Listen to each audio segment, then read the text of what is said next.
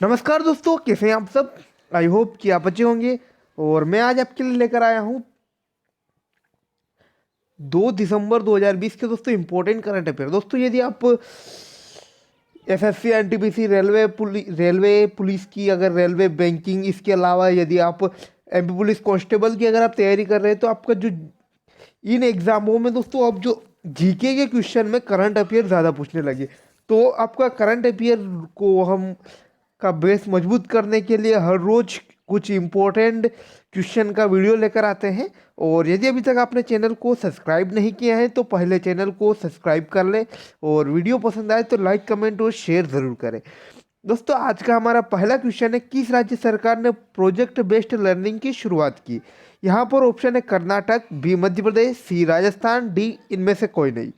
तो अपना आंसर होगा दोस्तों कर्नाटक। जो कर्नाटक राज्य सरकार है उसने हाल ही में प्रोजेक्ट बेस्ड लर्निंग की शुरुआत की है। दोस्तों इंपॉर्टेंट क्वेश्चन बनता है प्रोजेक्ट बेस्ड लर्निंग का, जिसका संबंध है कर्नाटक से।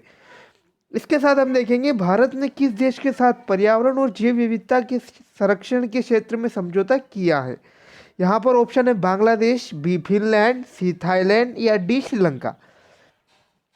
तो अपना आंसर होगा दोस्तों फिनलैंड। जो फिनलैंड है उसने भारत के साथ पर्यावरण और जैव विविधता के संरक्षण के क्षेत्र में एक अहम समझौता किया है। दोस्तों यहाँ से इम्पोर्टेंट क्वेश्चन बनता है कि भारत ने कौन से देश के साथ पर्यावरण और जैव विविधता के क्षेत्र में संरक्षण के क्षेत्र में समझौता किया है। तो यहाँ पर दोस्तों आंसर अपना फिनलैंड। और दोस्तों यहाँ से एक और इम्पोर्टेंट क्वेश्चन बनता है कि विश्व पर्यावरण संरक्षण दिवस कब मनाया जाता है। तो ये जब समझौता हुआ था तो 26 नवंबर, दोस्तों 26 नवंबर को जो है विश्व पर्यावरण संरक्षण दिवस के रूप में मनाया जाता है। और इसके साथ अगर आप देखें तो राष्ट्रीय दुग्ध दिवस भी इसी दिन मनाया जाता है।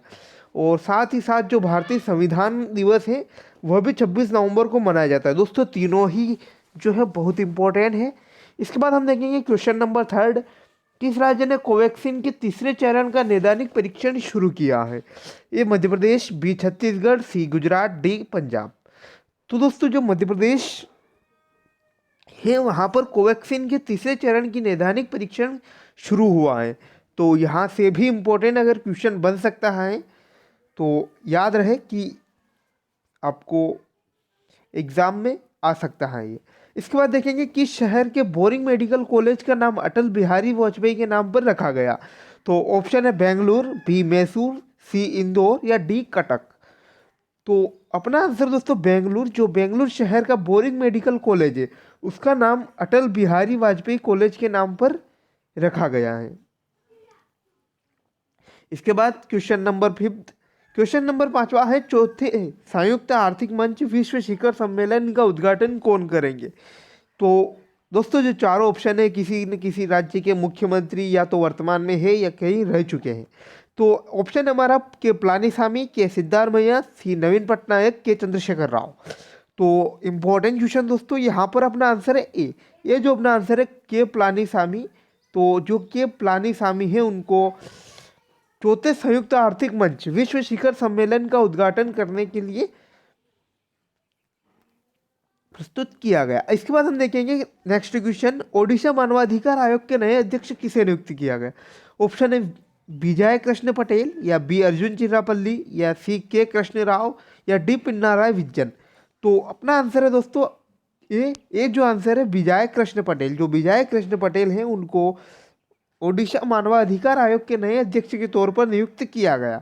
इसके बाद हम देखेंगे नेक्स्ट क्वेश्चन, रोचमार्क क्रिश्चियन कारोबार को किस देश का फिर से राष्ट्रपति चुना गया। तो यह है बुर्किना फासो। तो जो बुर्किना फासो है दोस्तों वहाँ के जो राष्ट्रपति हैं रोचमार्को क्रिश्चियन कारोबार को जो है बुर्किना फासो जो राष्ट्र है वहाँ का जो राष्ट्रपति चुना गया। इसके बाद हम देखेंगे भारत में रूस की वैक्सीन स्पुतनिक 5 का उत्पादन किस कंपनी द्वारा किया जाएगा। तो ऑप्शन है फाइजर प्लांट, या हेट्रो, या सीरम इंस्टीट्यूट ऑफ टेक्नोलॉजी, या भारत बायोटेक।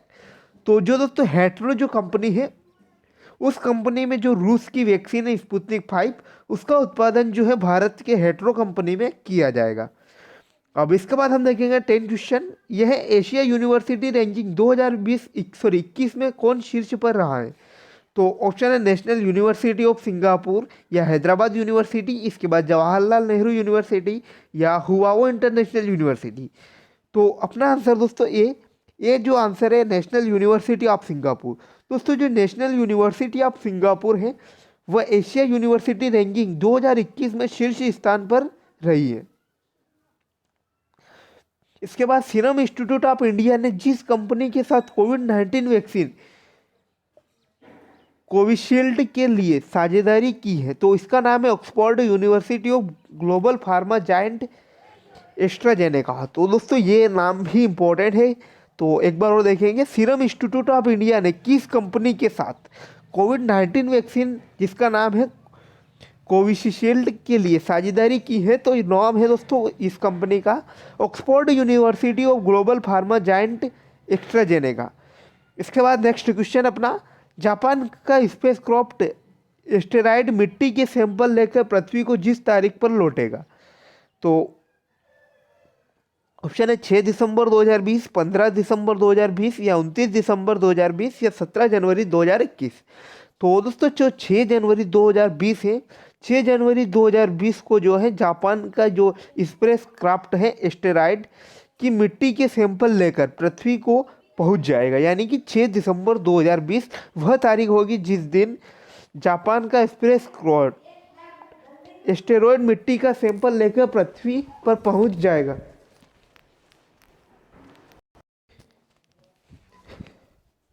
इसके बाद नेक्स्ट क्वेश्चन है दोस्तों अपना कि राष्ट्रीय उच्च गति रेल निगम ने बुलेट ट्रेन परियोजना के लिए जिस कंपनी के साथ देश के सबसे बड़े अनुबंध पर हस्ताक्षर किए हैं, तो अपना क्वेश्चन है दोस्तों Larsen and Toubro, DRDO, Tata Motors या रिलायंस इंडस्ट्रीज लिमिटेड।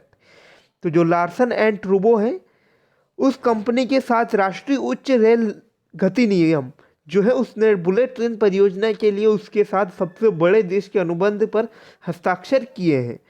इसके बाद नेक्स्ट क्वेश्चन है फीफा की फाइनल रैंकिंग 2020 की लिस्ट में देश कौन सा शीर्ष स्थान पर रहा है, तो ऑप्शन है Brazil, B Belgium, C Argentina या डी फ्रांस।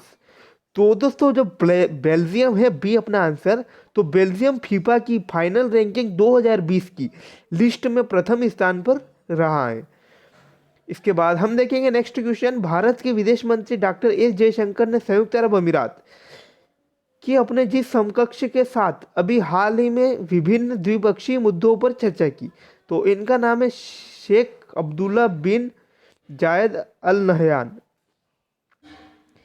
इसके बाद नेक्स्ट, इन्हें भारतीय आईटी उद्योग के जनक के रूप में जाना जाता है। दोस्तों इंपॉर्टेंट क्वेश्चन बनता है यहाँ से और बहुत ही इंपॉर्टेंट क्वेश्चन है ये क्वेश्चन है, इन्हें भारतीय आईटी उद्योग के जनक के नाम से जाना जाता है। तो ऑप्शन है फकीरचंद कोहली या B Amit Kumar Yadav, D C Mahadev Verma या डी इनमें से कोई नहीं। तो जो दोस्तों फकीरचंद कोहली है उनको भारतीय आईटी उद्योग के जनक के रूप में जाना जाता है।